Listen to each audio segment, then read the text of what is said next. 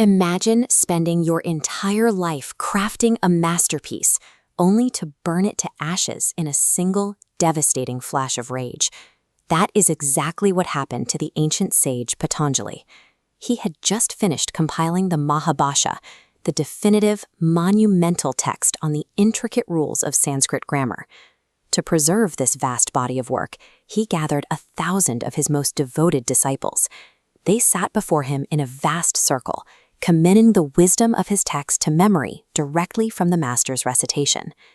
In an era long before printing presses, those 1,000 human minds were the absolute only backup for a text that would define an entire civilization's language.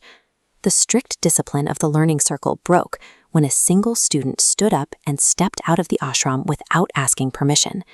The disruption triggered a sudden, blinding rage in Patanjali. He opened his eyes, glaring at the remaining class, and the sheer heat of his divine fury instantly reduced all 999 seated students to dust. When the lone surviving student finally returned to the courtyard, he found his master kneeling alone in the scorched earth, consumed by regret. But Patanjali's anger hadn't completely faded.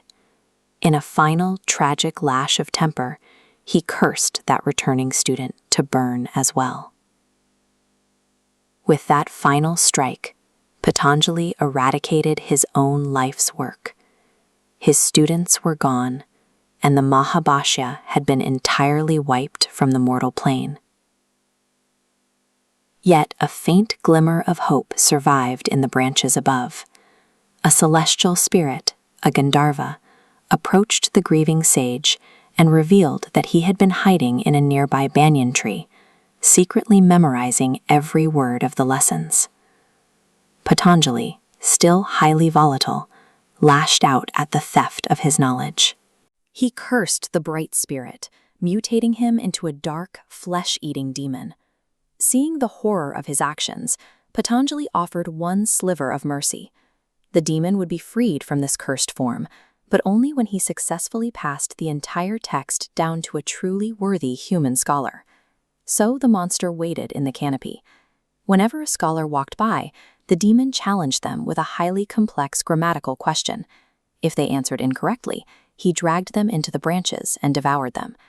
The master's grammar was now a creature in the banyan tree, demanding a fatal exchange of wits from anyone hoping to bring the knowledge back to earth.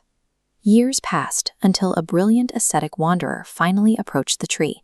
The demon asked his question, and without hesitation, the ascetic gave the exact correct answer. Let's look at how this transfer worked. The demon scratched the massive text onto banyan leaves, dropping them below, a grueling 6-month process. To survive, the scholar swallowed the demon's mystical pill, generating a magical barrier that staved off sleep, thirst, and hunger. Once the final leaf fell, the demon was released from his curse.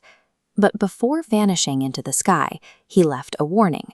The magic pill's effects were fragile. If a single drop of water touched the scholar's body, the spell would break, and the sheer exhaustion of half a year would hit him instantly, plunging him into a 6-month coma. The text had finally descended from the canopy, but its survival now depended on a single fragile human body making it home before the spell broke. And almost immediately, he failed. Reaching a shallow river on his journey, the weary scholar instinctively scooped a handful of water to wash his face. The moment the moisture hit his skin, he collapsed into the dirt in a deep, unbreakable slumber. He would have died there if not for a local noblewoman, a princess of the Shudra caste, who spotted his unconscious body by the roadside and brought him into her home.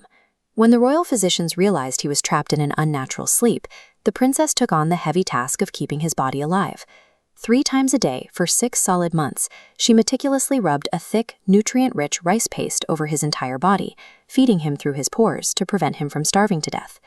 The restoration of the ancient grammar was saved by sheer physical endurance. The text survived through the daily, compassionate labor of a complete stranger. When the 6 months finally elapsed, the scholar snapped awake. His very first thought was the text. He sprinted back to the riverbank, terrified, searching for the stack of banyan leaves he had dropped. He found them, or rather, He found a cow calmly chewing on the last bundle of sacred text, but as he searched the ground nearby, he noticed the leaves the cow had already digested. Miraculously, as he washed them off, the leaves and the text scratched onto them were perfectly preserved, completely untouched by the animal's stomach. Through a combination of the demon's magic and sheer luck, the Mahabhashya had survived divine fire, a monster's canopy, and physical digestion. The physical text had proven completely indestructible. Filled with immense gratitude, the scholar returned to the Shudra princess who had saved his life and vowed to marry her.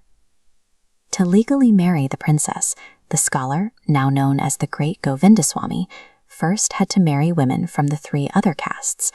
These 4 alliances produced 4 legendary sons: grammarian Vararuchi, ruler Vikramaditya, poet Bhatti, and philosopher Bhartruhari.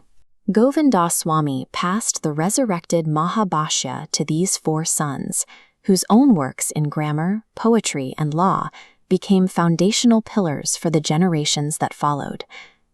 Knowledge does not echo through history by accident. It survives through a strange and improbable sequence of events, relying on memory, chance, and compassion to outlast even the destructive wrath of its own creator.